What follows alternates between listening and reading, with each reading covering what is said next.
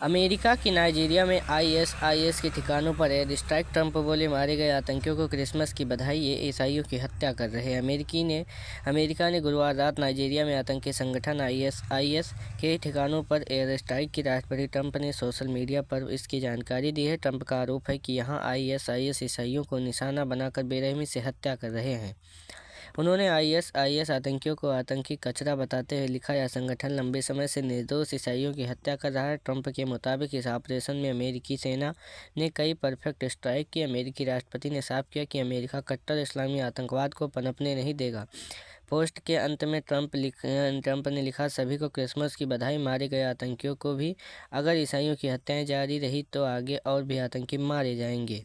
Trump बोले, ऐसी कार्रवाई सिर्फ अमेरिका कर सकता है। ट्रंप ने रक्षा मंत्रालय की डिपार्टमेंट ऑफ वार कहते हुए सेना की तारीफ की और कहा कि ऐसी स्ट्राइक कार्रवाई सिर्फ अमेरिका ही कर सकता है। International society for civil liberties and the rule of law की एक रिपोर्ट के अनुसार नाइजीरिया में जनवरी से 10 अगस्त तक की धार्मिक हिंसा बढ़ने के कारण 7,000 से ज़्यादा लोगों को ईसाइयों की हत्या कर दी गई। इन हत्याओं के लिए बोको हराम और फुलानी जैसे संगठन आतंकी जिम्मेदार हैं।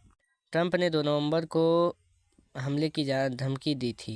ट्रंप ने 2 नवंबर नाइजीरिया को कड़ी चेतावनी दी थी। उन्होंने कहा था कि अगर नाइजीरिया में ईसाइयों की हत्या और हमले बंद नहीं हुए तो अमेरिका तुरंत नाइजीरिया सरकार को दी जाने वाली सभी आर्थिक और सैन्य सहायता रोक देगा। ट्रंप ने ट्रूथ सोशल पर लिखा था, अगर ज़रूरत पड़ी तो अमेरिका गन के साथ नाइजीरिया में कार्रवाई करेगा। हम आतंकियों को ख़त्म कर देंगे जो ईसाइयों पर हमला कर रहे हैं। ट्रंप ने कहा कि उन्होंने अपने डिपार्टमेंट ऑफ वार को संभावित सैन्य कार्रवाई की तैयारी के आदेश दे दिए हैं। नाइजीरिया के सोकोतो राज्य में किया गया हमला। अमेरिका के रक्षा मंत्री पीट हेगसेथ ने इस हमले की पुष्टि की है। उन्होंने कहा कि यह कार्रवाई नाइजीरिया सरकार के सहयोग से की गई है और आने वाले वक्त और भी हमले हो सकते हैं। उन्होंने नाइजीरिया सरकार को मदद और सहयोग के लिए शुक्रिया कहा। अमेरिका सेना की अफ्रीका कमांड के मुताबिक यह हमला नाइजीरिया के सोकोतो राज्य में किया गया, जिसमें आईएसआईएस के कई आतंकवादी मारे गए। हालांकि अभी यह साफ नहीं है कि हमला कब और इसमें कितना नुकसान हुआ। नाइजीरिया सरकार ने कहा, यह हमला अमेरिका के साथ चल रहे सुरक्षा सहयोग का हिस्सा है। दोनों देश मिलकर आतंकवाद से लड़ने के लिए खुफिया जानकारी साझा कर रहे हैं और रणनीति बना रहे हैं। नाइजीरिया सरकार बोली, हिंसा को धर्म से जोड़कर नहीं देखें। नाइजीरिया सरकार और कई मानवाधिकार संगठनों का कहना है कि वहां हिंसा को सिर्फ धर्म से जोड़कर नहीं देखा जाना चाहिए। उनके मुताबिक आतंकी संगठन में ईसाई और मुसलमान दोनों ही समुदाय के लोग मारे जाते हैं। नाइजीरिया की आबादी लगभग बराबर हिस्सों में मुस्लिम और ईसाई हैं। नाइजीरिया के पिछले 10 साल से ज़्यादा समय में बोको हराम और Islamic State West Africa Province जैसे आतंकी संगठन एक्टिव हैं। इन हमलों में अब तक हज़ारों लोगों की जान जा चुकी है और हालात अब भी गंभीर बने हुए हैं। नाइजीरिया में ईसाइयों पर हमले क्यों हो रहे हैं?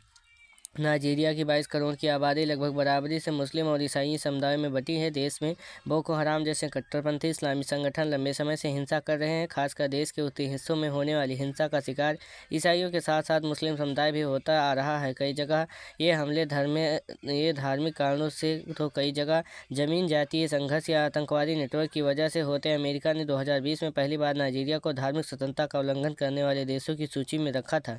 2023 में अटैक हटा लिया गया, जिसे दोनों देशों के रिश्ते को सुधारने की कोशिश के तौर पर देखा गया।